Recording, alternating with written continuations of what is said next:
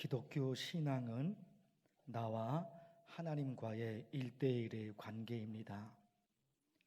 그러다 보니까 내가 하나님을 믿는다고 해서 부모님이 천국에 가는 것도 아니고, 부모님이 하나님을 믿는다고 해서 내가 천국에 가는 것도 아닙니다.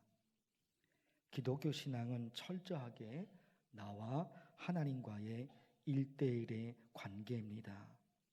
내가 천국에 가려면 내가 하나님을 믿어야 되고, 부모님이 천국에 가려면 부모님이 하나님을 믿어야 되고, 그래서 철저하게 나와 하나님과의 관계, 1대1의 관계입니다.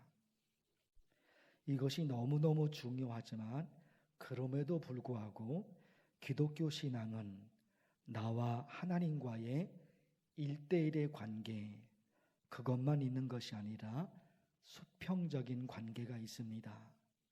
나와 하나님과의 수직적인 관계, 그 사이에 누구도 개입할 수가 없지요. 그럼에도 불구하고 기독교 신앙은 나와 하나님과의 수직적인 관계만 있는 것이 아니라 수평적인 관계가 있습니다. 그러니까 성경을 들여다보면 그런 말씀들이 많다 말입니다. 하나님을 잘 믿는데 이웃과의 관계가 안 좋아요. 그것은 기독교 신앙이 아니라고 성경이 말씀하거든요. 부모와 자녀 관계를 보실까요? 부모님한테는 너무너무 잘하는데 그 자녀가 형제끼리 불편하게 지내요. 작게는 티격태격 싸우기도 하고 크게는 법정 투쟁까지 하게 돼요. 부모님의 마음이 어떨까요? 형제끼리, 가족끼리 티격태격 싸우고 또 법정에 가기도 하고, 부모님의 마음은 어떨까요? 마음이 찢어지는 거죠. 부모님의 마음은 차라리 부모에게는 잘 못해도 형제끼리 서로 도와주며 살면 얼마나 좋을까? 부모님의 마음이에요. 그렇죠? 엄마 아빠의 마음이 나한테, 엄마인 나한테, 아빠인 나한테 좀 잘못해도 가족끼리, 형제끼리는 서로 도와주며 사는 거, 그게 부모님의 마음이잖아요. 그렇다면 하나님의 마음은 어떨까요? 하나님의 마음은 어떨까요? 똑같지 않을까요? 부모님의 마음이나 하나님의 마음이나 똑같지 않을까요? 그러기에 서두에서 나와 하나님 사이에 누구도 개입할 수가 없어요. 그래서 나와 하나님만의 1대1의 관계인데, 성경 말씀을 보면 볼수록 그것만이 아닌 거예요.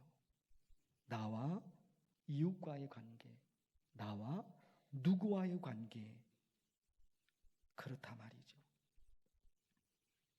주기도문 첫 번째 시간에 하늘에 계신 우리 아버지여, 이 부분을 봤습니다. 9절 말씀을 보실까요? 너희가 이렇게 기도하라. 하늘에 계신 우리 아버지여, 이름이 거룩히 여김을 받으시오며. 하늘에 계신 우리 아버지여, 이 말씀의 의미가 무엇인지 첫 번째 시간에 말씀을 드렸어요. 그런데 자세하게 들여다보니까 또 한 번 다시 볼까요? 똑같은 말씀인데 어떤 글자가 확 들어왔습니까? 우리. 참 이상하죠? 너희는 이렇게 기도하라. 하늘에 계신 우리 아버지여, 이름이 거룩히 여김을 받으시오며. 나의 아버지잖아요. 나와 하나님과의 1대1의 관계니까 나의 아버지잖아요. 그런데 이 주기도문, 예수님이 가르쳐 주신 주기도문에는 나의 아버지가 아니라 우리 아버지예요. 우리 아버지예요. 우리라는 인칭 대명사는 우리나라 문화에서 아주 폭넓게 사용이 되죠. 우리 엄마, 우리 아빠, 우리 교회, 우리 동네, 우리 집, 우리 편. 또 뭐가 있을까요? 입 다물고 계시려고요. 우리나라 있죠. 또 뭐가 있어요? 그렇죠. 우리 교회. 또 뭐가 있어요? 우리 교회 목사님 있잖아요. 우리 교회 장로님 또 있잖아요. 우리라는 단어가 가지고 있는 의미가 있지요. 나 자신만 생각하는 개인주의, 그리고 이기주의, 그것을 벗어나서 어떻게 살아요? 공동체 유익을 생각하는 마음이죠. 우리는 나 혼자가 우리라 그러지 않잖아요. 우리는 나와 누군가 공동체거든요. 그러니까 우리 언어 속에 우리라는 단어가 너무너무 많이 들어가 있는 거예요. 전반적으로 깔려 있단 말입니다. 우리나라 사람들은 오빠 혹은 형, 그리고 언니, 누나, 가족 관계에서 부르는 호칭이잖아요. 오빠다, 형이다, 누나다, 동생이다. 가족 관계에서 부르는 호칭인데 그 호칭을 가족이 아닌 사람들한테도 아주 쉽게 사용한단 말입니다. 여자가 남자친구를 부를 때, 나이가 좀 있는 남자친구를 부를 때 오빠라고 불러요. 그냥 아는 동네 오빠도 오빠라고 불러요. 친오빠도 오빠라고 불러요. 대학 선배한테도 오빠라고 불러요. 그러다 보니까 한국말을 배우는 외국 사람들이 당황하게 된다는 거예요. 지금 제가 말씀드린 호칭들, 그 단어는 가족 관계에서 쓰는 말이라고 배운다 말입니다. 외국 사람들이 우리나라 언어를 배우잖아요. 우리나라 글자를 배우잖아요. 형, 오빠, 동생. 이거는 가족 관계에서 쓰는 말이라고 외국 사람들이 그렇게 배운다 말입니다. 그런데 가족이 아닌데도 우리나라 사람들은 오빠, 형, 누나 이런 걸 쉽게 부른다 말입니다. 그러니까 외국어를 배우는 그 사람들은 이해가 안 되는 거예요. 저 단어는 가족 관계에서 부르는 단어인데 가족이 아닌데도 그렇게 또 부른다 말입니다. 어떤 때는 처음 만난 사람인데 조금 친해지면 이름이 뭔지 물어봐요. 얼마 지나지 않아 이름도 물어봐요. 나이도 물어봐요. 그리고 누가 형인지 누가 언니인지 그거 따지게 돼요. 그 자리에서 결정을 해버려요. 내가 누나야, 내가 형이야. 또 언제부터 말을 놓으면 되는지 그것까지 확인을 해요. 지금 말을 놓으면 되는지 1시간 후에 아니면 얼마 더 만나서 말을 놔야 되는지 곧바로 할 때 내가 형이니까 말 놔도 되지, 내가 형이니까 말 놔도 되지, 그렇게 쉽게 된단 말입니다. 이런 여러 가지 우리나라 문화를 보면 우리나라 사람들은 우리가 생각하는 것보다 공동체 의식이 훨씬 강하다는 거예요. 우리는 늘 쓰는 거니까 자연스럽잖아요. 그런데 들여다보면 우리나라가 공동체 의식, 생각하는 것보다도 아주 강하다는 거예요. 공동체는 그것이 얼마나 중요한지 전 세계가 이미 겪었죠. 2019년에 전 세계를 공포로 몰아놓은 코로나19 바이러스. 어디서 시작이 되었어요? 중국, 그 작은 도시, 거기, 그 작은 시장, 거기서 시작이 되었잖아요. 근데 생각이 들죠. 그러면 그 사람들만 어려움을 당해야 되는데 아니잖아요. 전 세계가 코로나19 바이러스로 전 세계가 고통을 받았잖아요. 거기서 우리는 또 무엇을 떠오르게 됩니까? 공동체인 거예요. 공동체로 묶여져 있단 말입니다. 작은 공동체냐, 1명, 2명, 3명 모인 작은 공동체냐, 수십 명, 수백 명, 수천 명, 수만 명, 수억 명. 작은 공동체냐, 큰 공동체냐, 그 차이지. 공동체라는 것에는 차이가 없다 말입니다. 성경 말씀을 보실 텐데 마태복음 13장 세상 끝에도 이러하리라. 천사들이 와서 의인 중에서 악인을 갈라내어 풀무불에 던져 넣으리니. 이 말씀은 아무런 이상이 없어요. 하나님께서 의인과 악인을 구분합니다. 그래서 의인은 천국으로, 악인은 불 속에 집어넣으셔요. 이 말씀은 아무런 이상한 부분이 없어요. 그게 맞죠. 악인은 악인대로, 의인은 의인대로 심판해야 되죠. 똑같이 하면 안 되는 거죠, 그거는. 그런데요, 이런 말씀도 있단 말입니다. 그죠? 에스겔서 21장 하나님이 말씀하셔요. 내가 너를 대적하여 내 칼을 칼집에서 빼어 누구와 누구를, 의인과 악인을 어떻게 해요? 내게서 끊을지라. 의인과 악인 같이 심판에 들어간다 말입니다. 왜 그럴까요? 의인과 악인을 같이 심판하면 안 되죠. 의인은 안전한 곳으로 피신시키고 나머지 악인을 풀무불에 던지든지 뭐 하든지 해야 되잖아요. 그게 맞잖아요. 의인이니까, 이 사람은 착한 사람이니까 이 사람은 피신해 줄 수 있도록 해놓고 악한 사람들을 어디에 던지든지 말든지 그렇게 해야 되는 거잖아요. 그런데 아닌 거예요. 지금 에스겔서 21장은. 왜 그럴까요, 여러분? 왜 그럴까요? 공동체예요. 극단적인 것이지만은 우리나라에 전쟁이 일어났다. 어떻게 됩니까? 한 사람만 고통을 당하는 것이 아니라 모두가 고통을 당한다 말입니다. 그게 현실이잖아요. 전쟁이 일어났는데 이 사람은 의인이니까 피신시키고, 그게 아니잖아요, 하나님이. 그게 공동체로 묶여져 있기 때문에 의인이지만 공동체로 묶여져 있기 때문에 그도 피해를 본다 말입니다. 그래서 여러분, 저와 여러분이 사는 작은 공동체 그리고 큰 공동체 있지요.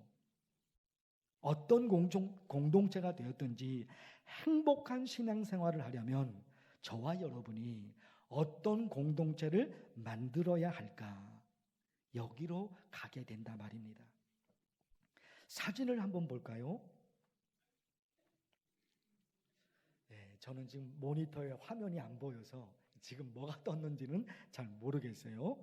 닭하고, 제가 뒤를 보는 좀 그렇고 그래서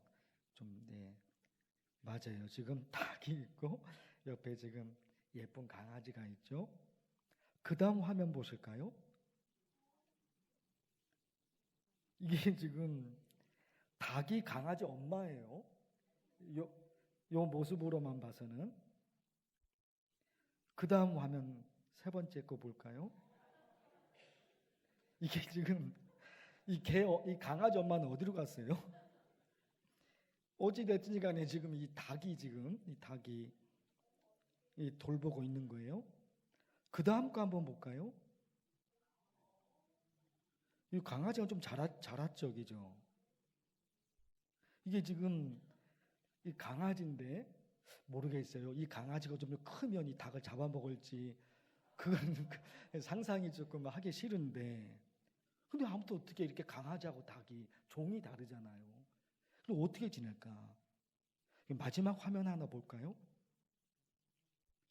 이게 닭이고 이 개 종이 뭐예요? 좀 모르겠어요.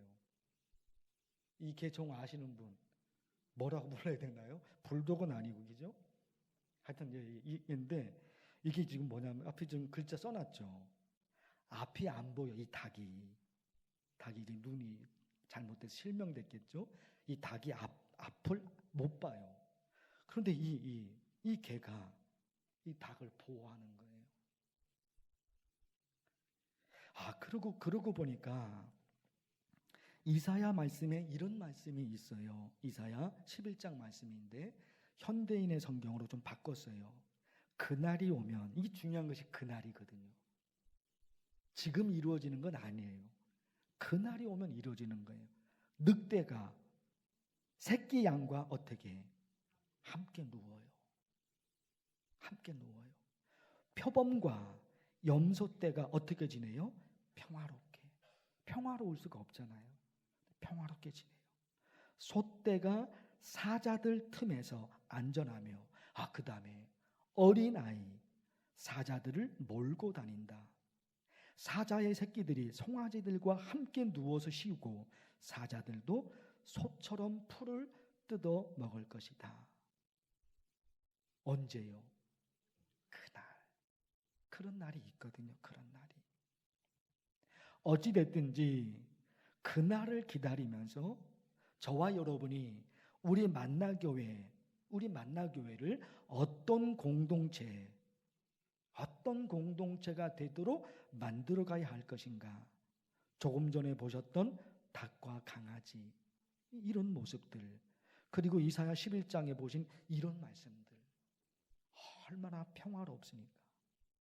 그리고 저와 여러분은 그냥 누군가 사람을 믿는 것이 아니라 창조주 하나님을 믿잖아요. 창조주 하나님을 믿고, 그리고 내 생명이 다하는 날 나는 창조주 삼위일체 하나님이 계신 그 천국에서 그 천국으로 갈 거야. 거기서 영원토록 살 것이야. 이미 돌아가신 아버님 어머님을 그 천국에서 뵐 거야. 어마어마한 신앙을 가지고 있거든요. 어마어마한 신앙으로 살아가고 있거든요. 자, 그렇다면 지금 이 현실 세계에 살고 있는데 이 현실 세계에서 그런 아름다운 신앙의 삶을 우리가, 저와 여러분이 우리 교회를 그런 공동체로 만들어 가야 되는 거잖아요. 그게 맞는 것이죠. 여기 만나교회, 여기서 천국이 이루어져야지. 죽음 이후에는 우리가 눈에 보고 우리가 실제로 볼 수 있는 천국이지만 이 땅에서도 천국을 만들어 가야 되죠. 100%는 안 될 거예요. 그거 어쩔 수 없죠. 100%는 안 될 겁니다. 그러나 저 천국을 바라보고 사는 우리가 이 만나교회에서 같이 신앙생활을 하고 있는데, 참 우리가 이 만나교회를 천국이 되도록 만들어 가려고 노력하는 거, 그거는 중요하다 말입니다. 어쩌면 좋을까요? 두 가지 말씀을 드리고 싶어요. 두 가지. 어쩌면 좋을까? 첫째는 있잖아요. 기억해 두셔야 돼요. 다 아는 건데 실천이 좀 어렵죠. 다 아는 건데. 뭐냐면요, 이것은 이 사람 잘못이야. 저것은 저 사람 잘못이야. 이게 우리의 입에서 나오면 공동체가 깨져요. 할 말이 있다면, 말한다면 뭐예요? 내 잘못이야. 내 잘못이야. 이런 말, 이것은 이 사람 잘못이고 저것은 저 사람 잘못이고, 이게 되잖아요. 그러면 평화가 안 만들어져요. 관계가 깨져버려요. 그래서 한 가지 신앙 원칙을 정하는 거예요. 한 가지 신앙 원칙. 우리 모두가, 저와 여러분 모두가 한 가지 신앙 원칙. 그게 뭘까요? 다른 사람이 나에 대해 비난해도 나는 안 해요. 다른 사람이 비난하는 거, 그건 내가 막을 수가 없어요. 그 사람이 그 입 가지고 누구를 비난하는데 내가 그 사람의 입을 막을 수는 없어요. 그러나 내 입을 나는 막을 수 있잖아요. 내 입이니까, 내 입에서 비난하는 말이 나가는 것은 나는 막을 수 있잖아요. 이거 내 입이니까. 그러니까 다른 사람들이 어떻게 하든지 말든지 그걸 어떻게 할 수가 없는 거예요.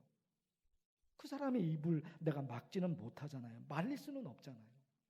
그러니까 그 사람은 그렇게 살도록 내버려 두고, 나는 그래, 나만큼은 절대로 그 누구에 대해서 비난하지 않을 거야. 이거 하나만 지켜줘도 정말 행복해요. 정말 행복한 교회, 행복한 가정이 될 수 있어요. 이거 하나만 지키더라도. 누가 그걸 잘했습니까? 누가 떠올라요? 다윗이요, 다윗. 사울이 다윗을 죽이려고 얼마나 많이 합니까? 음모를 꾸미고 모함하고. 사울이 다윗을 향해서 얼마나 그랬습니까? 다윗은 단 한마디도 안 해요. 그 사울 왕에 대해서 단 한마디도 얘기 안 해요. 그러니까 하나님이 다윗을 향해서 내 마음에 맞는 사람이다. 나는 다윗을 좋아해. 하나님이 그러시잖아요. 첫 번째, 여러분, 첫 번째 뭐라고요?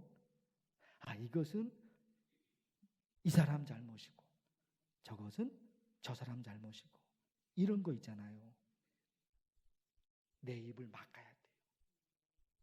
절대로 어둠의 얘기들이 내 입에서 나가면 안 돼. 그거 하나만 지켜도 공동체는 평화로워요. 행복하다 말입니다. 그런가 하면 한 가지 좀 더 말씀드리고 싶어요. 그게 디모데전서 말씀인데, 내가 이것으로 형제를 깨우치면 그리스도 예수의 좋은 일꾼이 되어 믿음의 말씀과 내가 따르는 좋은 교훈으로 양육을 받으리라. 좀 설명이 필요한데, 사도 바울이 디모데에게 말하는 거예요. 사도 바울이 디모데에게. 제가 풀어서 설명드릴게요. 성도들이 거짓에 빠지지 않도록 도와주고, 성도들이 신앙생활 잘할 수 있도록 도와주고, 그러면 디모데 너는 하나님의 사람이 될 거야 하는 거예요. 핵심이 어디에 있습니까? 도와주는 거예요. 도와주는 거예요. 내가 열심히 예배드리고 내가 열심히 기도하고 이게 중요하죠. 우선 내가 중요하잖아요. 내가 열심히 예배드리고 내가 열심히 기도해요. 그리고 또 한 가지, 나로 인해 누군가가 신앙생활을 잘하게 된다면 너무너무 소중하잖아요. 나 혼자 열심히 예배드리고 열심히 기도해요. 열심히 봉사하고 좋아요. 거기다가 이 한 가지를 더 붙일 수 있다면 나로 인해 누군가가 참 행복하게 되는 거예요. 나로 인해 누군가가 신앙생활을 잘하게 되는 거예요. 우리 교회로 보면 목자들이 있죠. 교회 학교 교사들이 있죠. 그분들은 자기 신앙을 유지하는 것도 있지만 자기로 인해 누군가가 하나님을 잘 믿을 수 있도록 도와주는 역할을 하잖아요. 목자와 교사들이 그런 역할을 한단 말입니다. 그래서 여러분, 이런 기도예요. 나도 누군가의 신앙을 도와주는 사람이 되게 하소서. 힘들어하는 성도들을 도와주고 위로하고 그를 위해서 기도하는 사람이 되게 하소서. 그리고 저와 여러분이 나중에 천국에 가서 하나님께 이런 말을 할 수 있다면, 어떤 말이요? 천국에 갔어요. 천국에 가서 우리가, 저와 여러분이 삼위일체 하나님께 얘기하는 거예요. 누군가 힘들어할 때 제가 그 사람을 도와주었습니다. 그가 예수님을 믿을 수 있도록 내가 도와줬습니다. 천국에 가서 하나님께 내 입술로 그 말을 고백해요. 더 좋은 건 뭘까요? 더 좋은 건 뭘까요? 저 천국에서 다른 사람이 나를 가리키면서 하나님께 이렇게 말한다면, 하나님, 제가 너무 힘들었을 때 이 사람이 저를 도와주었어요. 더 바랄 게 뭐가 있을까요? 하나님을 믿는 우리로서 더 바랄 게 무엇이 있을까요? 사랑하는 성도 여러분, 만나교회 공동체로 묶여져 있습니다. 행복한 교회를 만들어 가서 저와 여러분도 행복하고 하나님이 기뻐하시는 만나교회 목사, 만나교회 장로, 만나교회 권사님, 안수집사님, 성도 여러분 다 되기를 진심으로 축원합니다. 하나님 아버지, 하나님의 말씀을 들었습니다. 나의 아버지, 그런데 우리 아버지라고 고백합니다. 공동체입니다. 우리 교회, 하나님이 기뻐하시는 교회로 모든 성도들이 힘을 모아 그런 교회로 만들어가게 하옵소서. 예수님의 이름으로 기도하옵나이다.